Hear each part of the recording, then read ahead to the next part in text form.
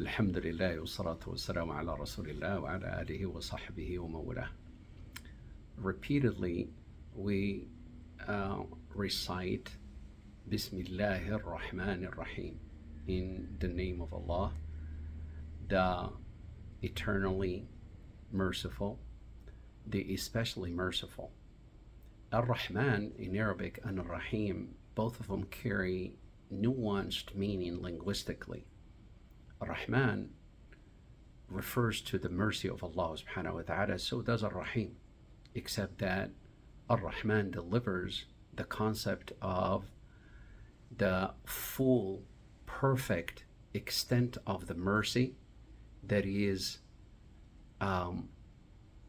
changing, ever being renewed with each and every aspect of mercy. Whenever it is needed, it is renewed. Versus Ar-Rahim, it is reference to the mercy of Allah subhanahu wa ta'ala in its perfect and attribute, but it is fixed and a constant. So with Ar-Rahman and Ar-Rahim, both of them, they refer and complete the concept of how the mercy of Allah subhanahu wa ta'ala can be extended to being in its fullest and perfect form, but it is also renewed. But it is not always just renewed. It could be renewed, but not fixed and constant. This is why Ar-Rahim comes to complete the concept. It is both renewed in its full extent, but it is also constant and fixed. Ar-Rahman, Ar-Rahim. Now, the mercy of the concept, of Ar-Rahman, and the barometer, if you will, of the form fa'lan in Arabic. You have Allah subhanahu wa ta'ala describing the life of this world as a life of delusion, distraction, and amusement, nothing else. Al-hayat al-dunya lahu wa la'ib, amusement and distractions. And in Surah Al-Ankabut, Surah 29 and Ayah 64, Allah ta'ala draws a comparison, immediate comparison, face to face, between the life of this world, the sensory physical world, as being nothing but lahu, distractions. And surely enough, a distraction is, in of itself, is a negative connotation.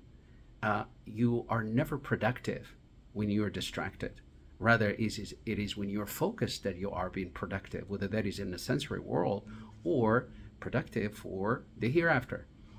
Similarly, amusement is not a consistent thing, as we explained before.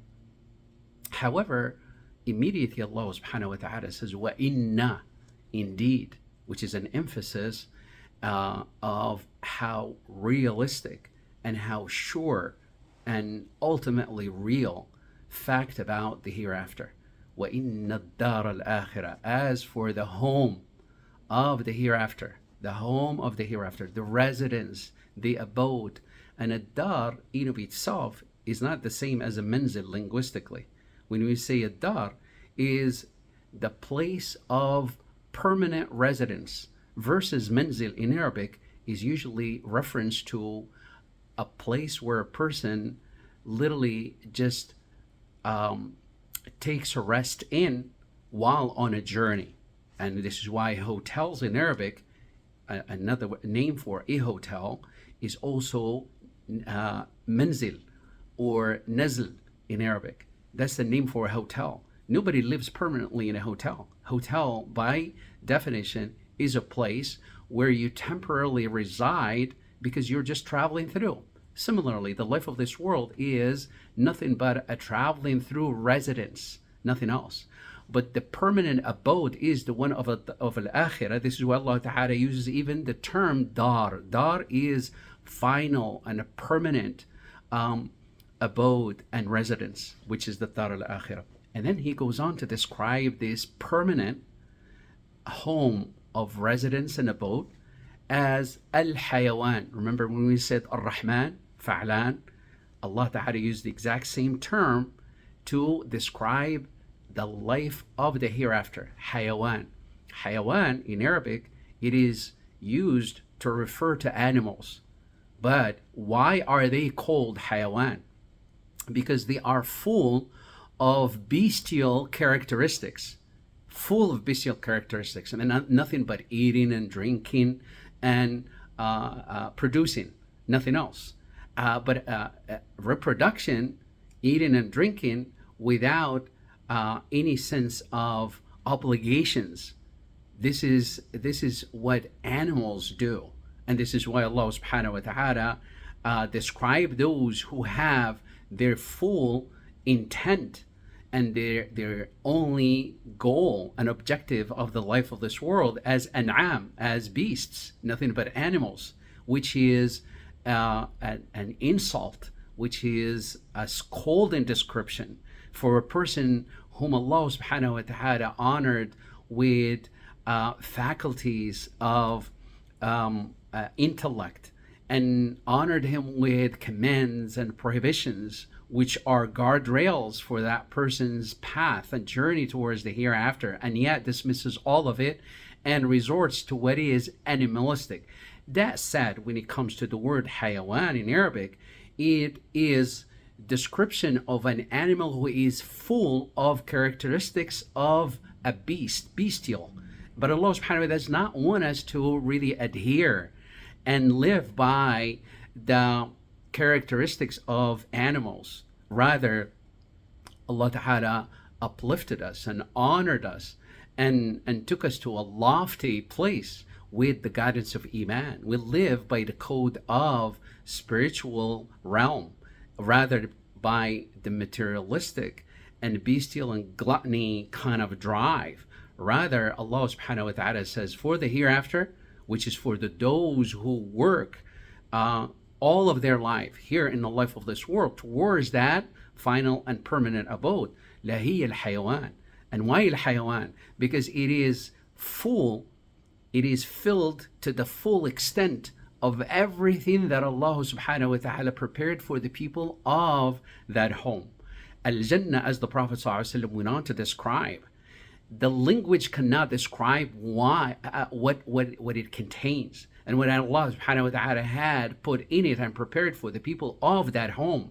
And he says, sallallahu in it there is that which an eye had never seen, the eye have never heard of, a heart have never imagined and can never fathom. This is what al-Jannah, meaning language cannot even describe. Why? Because it is hayawan, it is full to the fullest of extent, to fullest of perfection of what Allah subhanahu wa ta'ala had put in the life of the hereafter.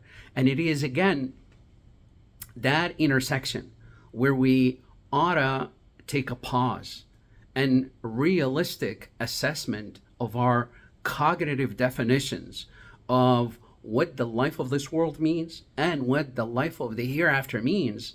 And it is based on that we will belong to which category, and in the barometer and the measuring stick would be what is it that we work for the most, and not what we think and we assume and we claim. Claim is easy.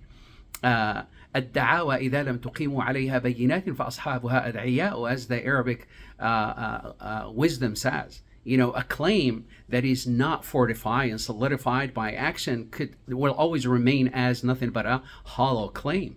But whatever it is that we work towards with our actions is exactly what we assign value to. And the hereafter is what Allah subhanahu wa ta'ala wants us to assign value to. And we ask Allah subhanahu wa ta'ala to grant us a knowledge that is of benefit to us and grant us the work and the actions to follow. Wa sallallahu wa sallam ala nabiyina Muhammad walhamdulillahi rabbil alamin.